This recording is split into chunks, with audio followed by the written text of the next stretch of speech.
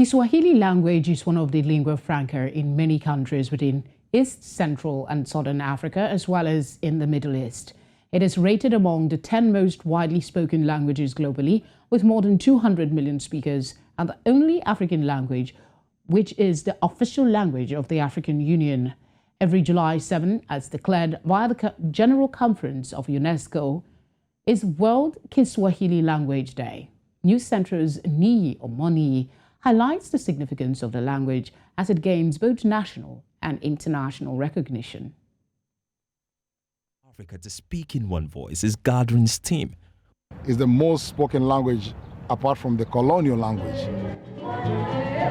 It is Africa's second most spoken language after Arabic, from which it borrows up to 35% of its vocabulary. There are so many words, Kiswahili words, which have been borrowed from an Arabic word. A good example is Swahili. Swahili, it was not known before the coming of the Arab. So Swahili is an Arabic word which means the coastal region. It has a wide range of words that are widely used around the world. Words like Hakuna Matata from the animated film Lion King and Mr. Bones have been used all over the world, and when translated into English simply means no worries. It is the Kiswahili language. On the coast of East Africa, the language itself, Kiswahili, it had connection with the interior of Africa. So the language itself, Kiswahili, is an African Bantu language. Oh, habari. Shikamo. Mimi ni Bernard. Jina langu ni Niyi. Nina furaha kukutana na wewe. Na wewe pia. Because it uses the same alphabet as English language, the Swahili alphabet are easy to learn. It's spoken as you see it. I don't know whether that makes sense, because, you know, sometimes when you see an English word, it's not pronounced perhaps as the way it's written.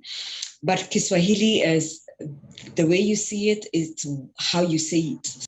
The latest sign of Swahili's rise is the recent agreement of 16 African countries to adopt Swahili as a formal language in their region, providing impetus for a wide spread of one of the few shared African languages that is not colonial.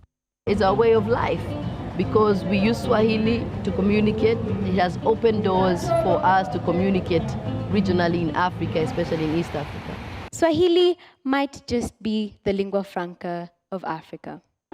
Swahili art, furniture, architecture and clothing all have multicultural influences visible in their patterns and shapes, with extensions to entertainment and education.